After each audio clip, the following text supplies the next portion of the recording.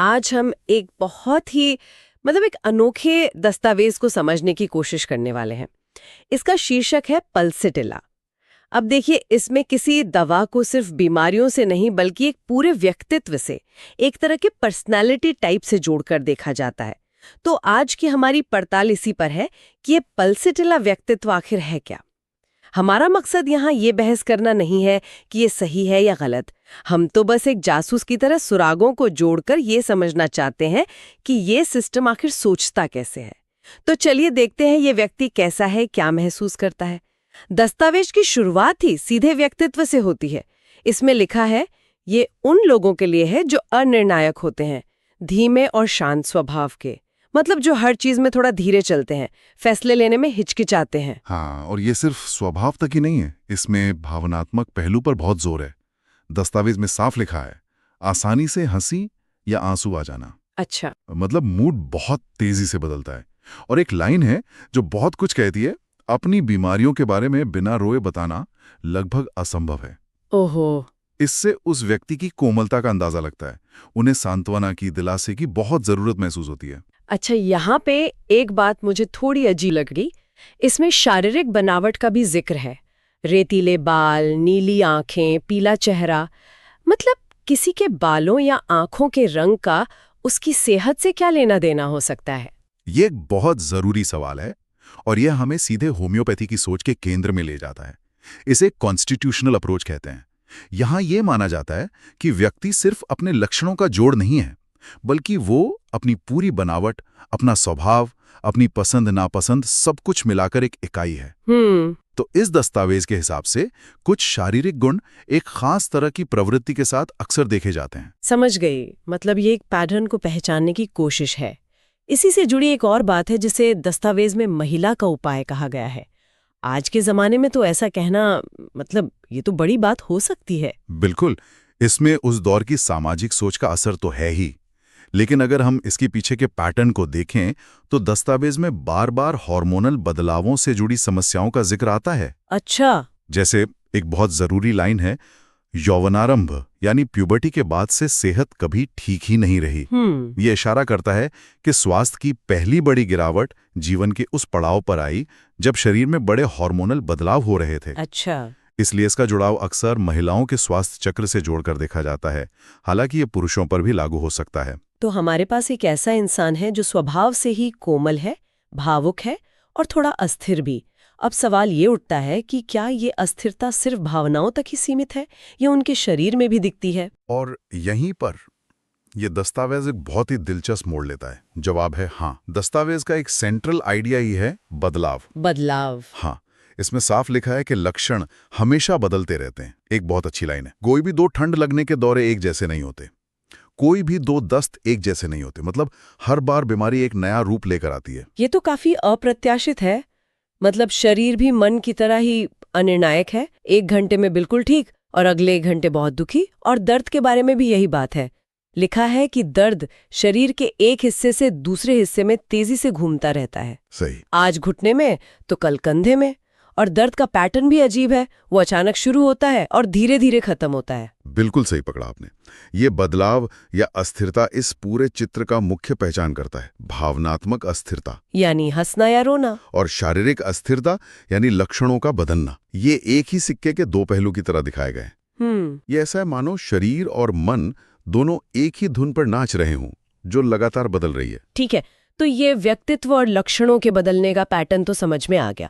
अब कुछ बहुत ही खास शारीरिक लक्षणों पर आते हैं। दस्तावेज में एक बात पर बहुत जोर दिया गया है, प्यास न लगना। लिखा है कि लगभग सभी शिकायतों के साथ प्यास नहीं लगती। हाँ। सुबह मुंह बहुत सूखा होता है लेकिन फिर भी पानी पीने की इच्छा नहीं होती। ये तो शरीर के सामान्य सिग्नलिंग के बिल्कुल खिलाफ है। कोई भी डॉक्टर तो कहेगा पानी पियो। ये एक क्लासिक उदाहरण है कि ये सिस्टम पारंपरिक चिकित्सा से कितना अलग सोचता है। पारंपरिक चिकित्सा में सूखे मुंह का मतलब है शरीर को पानी चाहिए। हाँ। लेकिन होम्योपैथी में इस विरोधाभास को ही बीमारी का एक मुख्य लक्षण माना जाता है। तर्क यह है कि शरीर संतुलन से इतना बाहर है कि उसे अपनी जरूरत का एहसास ही नहीं हो रहा। ओहो। ये सिर्फ एक शारीरिक तथ्य नहीं, बल्कि बीमारी के पैटर्न का एक अहम सुराग है। अच्छा, मतलब जो चीज सबसे ज्यादा अटपटी लगे वही सबसे जरूरी सुराग है। बिल्कुल। दिलचस्प है। अब आते हैं पाचन पर। यहाँ भी कुछ बहुत विशिष्ट बातें हैं। गरिष्ठ वसायुक्त भोजन, केक, पेस्ट्री से दिक्कत, खासकर पोर्क या सॉसेज के बाद।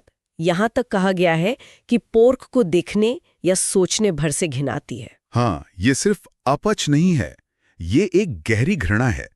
ये फिर से मन और शरीर के जुड़ाव को दिखाता है। सही। शरीर वसा को पचा नहीं पा रहा है और मन उसे देखकर ही घृणा से भर जाता है।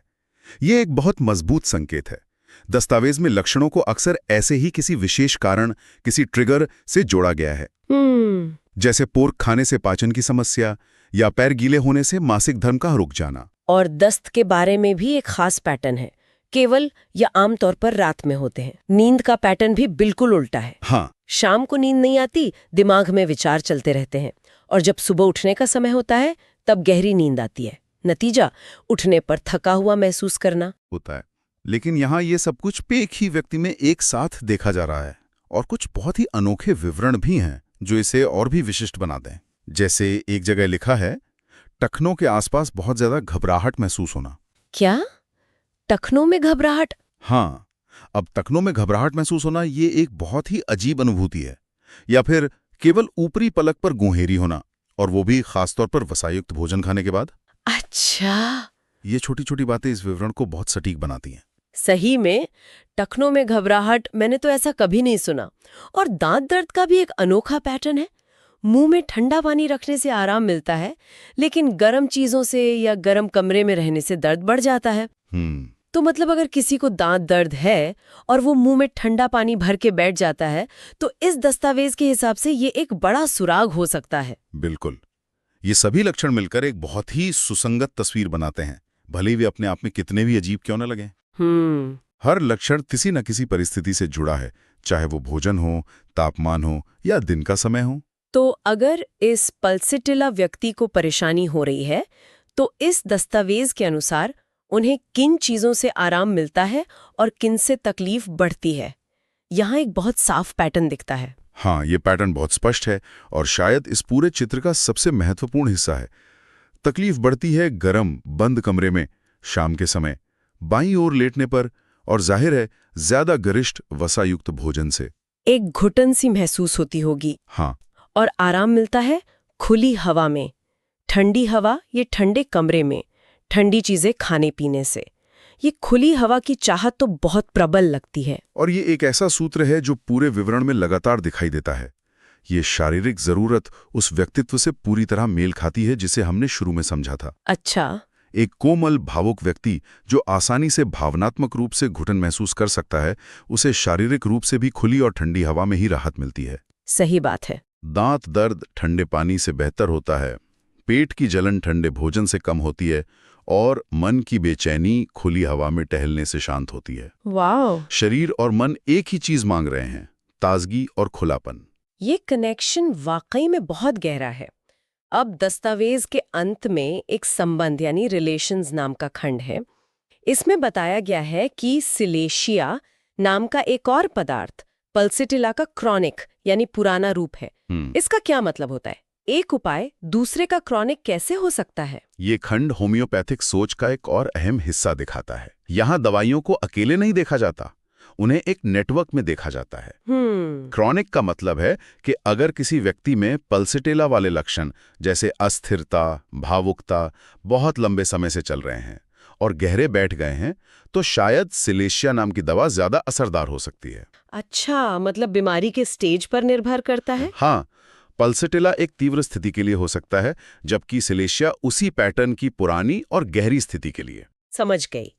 इसमें यह भी लिखा है कि ये कैमोमाइल, कुनैन, पारा और चाय के ज्यादा सेवन से होने वाली बीमारियों में भी उपयोगी हो सकता है। हाँ, ये दिखाता है कि इस सिस्टम में एक उपाय को दूसरे के एंटीडोट या उसके बुरे प्रभावों को ठीक करने वाले के रूप में भी देखा जाता है। चाय पीने के दुरुपयोग का जिक्र दिलचस्प है। वो कैसे? दस्तावेज में पहले पेट में एक सब कुछ खत्म हो जाने वाली खालीपन की सनसनी का जिक्र है, जो अक्सर ज्यादा चाय पीने वालों में देखी जाती है। ओहो। यह दिखाता है कि दस्तावेज के अलग अलग हिस्से आपस में कैसे जुड़े हुए हैं। तो हमारी इस जासूसी का निष्कर्ष क्या निकला? अगर हम सारे सुराखों को एक साथ रखें तो पल्सेटिला का चित्र कुछ ऐसा बनता है, एक कोमल, भावुक और अनिर्णायक व्यक्तित्व जिसे आसानी से रोना आ जाता है और जिसे दिलासे की जरूरत होती है, जिसके शारीरिक और भावनात्मक लक्षण हमेशा बदलते रहते हैं, जिसे गर्मी और बंद कमरों से सख्त नफरत है और ठंडी खुली हवा से बेहद लगाव है, और जिसे प्यास नहीं लगती और वसायुक्त भोजन से घृणा होती है। आपने इसे बिल्कुल सही तरीके से सारांशित किया है। ये स्रोत सिर्फ लक्षणों की एक सूची नहीं है, ये एक अविश्वसनीय रूप से विस्तृत चित्र प्रस्तुत करता है जो व्यक्तित्व, भावनाओं, शारीरिक लक्षणों और पर्यावरणीय कारकों को एक साथ बुनता है। सही। ये एक जीवित, सांस लेते हुए व्यक्ति का चित्र है जिसकी अपनी पसंद नापसंद, भावनाएं और शारीरिक कमजोरियां हैं। ये वाकई एक अलग तरह का नजरिया है। इसने मुझे सोचने पर मजबूर कर दिया है। अंत में सोचने के लिए एक विचार ये है, भले ही कोई होम्योपैथी के विज्ञान को माने या ना माने, ये दस्तावेज एक बहुत बड़ा सवाल खड़ा करता है। किसी व्यक्ति के स्वभाव और उसके शारीरिक लक्षणों के बीच इतना गहरा संबंध क्यों माना गया है? ये हमें ये सोचने पर मजबूर करता है कि क्या हमारी बीमारियां सिर्फ शारीरिक गड़बड़ियां हैं या वे हमारे जीवन, हमारी भावनाओं और हमारी मूल प्रकृति की कहानी भी कह रही हैं। अगर हमारा शरीर सच में एक कहानी सुना रहा है तो क्या हम उसे सुनना जानते हैं?